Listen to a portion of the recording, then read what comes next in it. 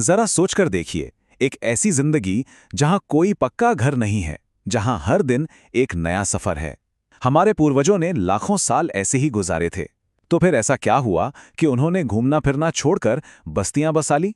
चलिए आज हम इंसानियत के इतिहास के इसी सबसे बड़े बदलाव की कहानी को समझते हैं। ये कहानी शुरू होती है करीब 20 लाख साल पहले भारतीय उपमहाद्वीप से। यहाँ हमारे शुरुआती पूर्वज रहते थे, जिन्हें हम हंटर गैदरर्स कहते हैं। लेकिन कमाल की बात यह है कि मानव इतिहास के 99% हिस्से में हम कभी एक जगह पर टिक कर रहे ही नहीं। तो सवाल उठता है कि आखिर क्यों? तो इस सवाल का जवाब जानने के लिए कि इंसान आखिर एक जगह बसा क्यों, हमें पहले ये समझना होगा कि वो लगातार सफर में क्यों रहता था। ऐसा क्या था उनकी दुनिया में जो उन्हें हमेशा एक जगह से दूसरी जगह जाने पर मजबूर करता था? इसका जवाब तो देखिए उनके नाम में ही छिपा है। आखेटक खाद्य संग्राहक, यानी शिकारी और खाना जमा करने वाले। ये नाम ही उनकी पूरी जीवन शैली की कहानी कह देता है। उनकी जिंदगी का बस एक ही मकसद था, भोजन की तलाश। और जहां भोजन मिलता वो वहीं चले जाते। इसलिए लगातार चलते रहना उनकी मजबूरी भी थी और जरूरत भी। सोचिए, उनकी जिंदगी एक लगातार चलने वाले चक्र की तरह थी। पहली वजह, अगर वो एक जगह ज्यादा दिन रुकते तो वहां के पेड़ पौधों और जानवरों के संसाधन खत्म हो जाते। दूसरी, उन्हें अपने शिकार यानी जानवरों के झुंड के पीछे पीछे जाना पड़ता था। तीसरी वजह थी मौसम। अलग अलग मौसम में अलग अलग जगहों पर फल और पौधे उगते थे, तो उनकी तलाश में घूमना पड़ता था। और आखिर में सूखे मौसम में पानी की खोज उन्हें नई नई जगहों पर ले जाती। मतलब उनकी पूरी जिंदगी प्रकृति की लय पर ही चलती थी। तो सवाल ये है कि उस पाषाण युग में, मतलब स्टोन एज में, रोज की जिंदगी दिखती कैसी थी, और इतने लाखों साल बाद हमें ये सब बातें पता कैसे चलती हैं? चलिए थोड़ा और गहराई में चलते हैं। ये सारा कमाल है आर्कियोलॉजिस्ट का, जो उस दौर की बची खुची चीजों से इतिहास के धागों को जोड़ते हैं। और वो चीजें हैं औजार। ये पत्थर, लकड़ी और हड्डी से बने होते थे। इनमें से पत्थर के औजार सबसे टिकाऊ थे, और यही वजह है कि आज हमें वही सबसे ज्यादा मिलते हैं। इन औजारों से मांस और हड्डी काटने से लेकर पेड़ की छाल खुरचने और भाले तीर बनाने तक सब कुछ होता था। अब रहने के लिए भी वो कोई भी जगह नहीं चुन लेते थे। वो ऐसी खास जगहें ढूंढते थे जहां पानी आसानी से मिले और औजार बनाने के लिए अच्छे पत्थर भी, जैसे कि नर्मदा घाटी में भीमबेटका की ये गुफाएं। ये सिर्फ घर नहीं थे, बल्कि बारिश, गर्मी और तेज हवा से बचाने वाले एक तरह के कुदरती किले थे। ऐसे ही जगहों को पुरातत्वविद पुरास्थल या आर्कियोलॉजिकल साइट कहते हैं। ये जमीन के ऊपर, पानी के नीचे या जमीन में दबे हुए भी मिल सकते हैं। असल में ये जगह हमारे लिए अतीत में झांकने वाली एक खिड़की की तरह हैं, जो हमें उस दौर की कहानी बताती हैं।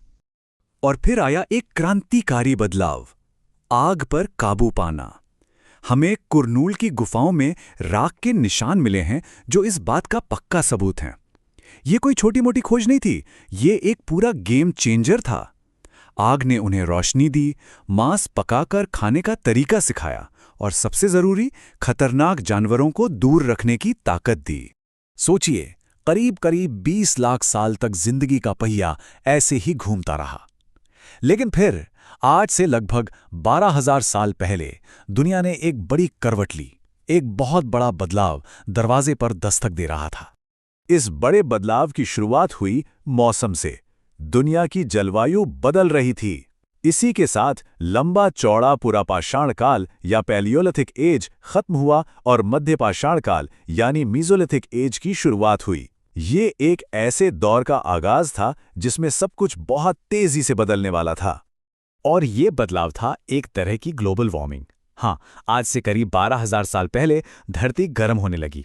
नतीजा, दुनिया के कई हिस्सों में बड़े बड़े घास के मैदान उगाए, और इस एक चीज ने पूरी की पूरी फूड चेन को ही बदल कर रख दिया। देखिए, ज्यादा घास का सीधा मतलब था ज्यादा घास खाने वाले जानवर। हिरण, भेड़, बकरी और मवेशों की तादाद अचानक से बढ़ गई। अब जो लोग इनका शिकार करते थे, उन्होंने सिर्फ शिकार नहीं किया, बल्कि उन्हें समझना शुरू किया। उनकी आदतें क्या हैं, उनका प्रजनन का मौसम कौन सा है, और धीरे धीरे उन्हें पालने का विचार भी यहीं से पनपने लगा। और यहीं से जानवरों को पालतू बनाने की प्रक्रिया शुरू हुई।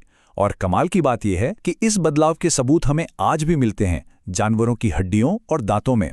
आर्कियोलॉजिस्ट ने पाया है कि जंगली जानवरों के दांत और सींग पालतू बनाए गए जानवरों के मुकाबले काफी बड़े होते थे। अब इंसान सिर्फ भोजन खोजने वाला नहीं रहा, बल्कि वो भोजन पैदा करने वाला बन रहा था।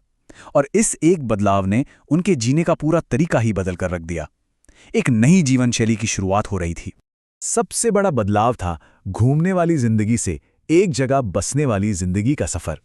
आखिरकार खेती का मतलब ही था एक जगह पर रुकना। बीज बोने से लेकर फसल के पकने और कटने तक लाखों साल से घूम रहे इंसानों के लिए ये एक बहुत बड़ा, एक फंडामेंटल बदलाव था।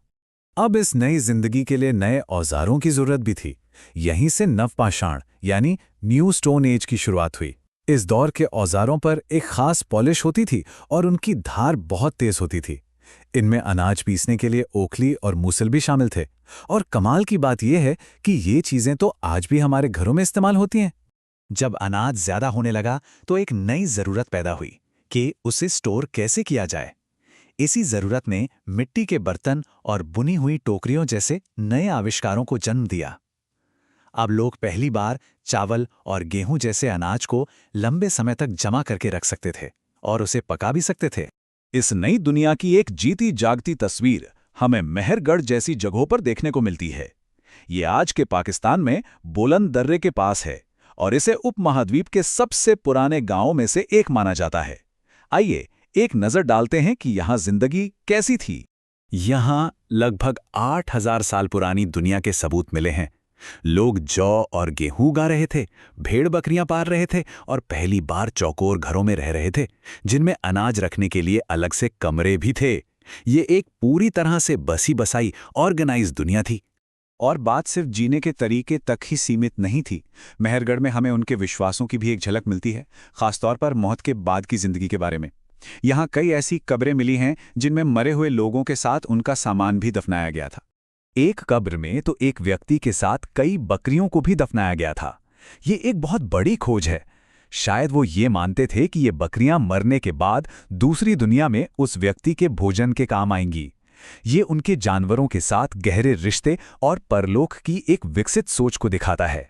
तो सबसे जरूरी बात यह है कि ये बदलाव कोई रातों रात नहीं हुआ था।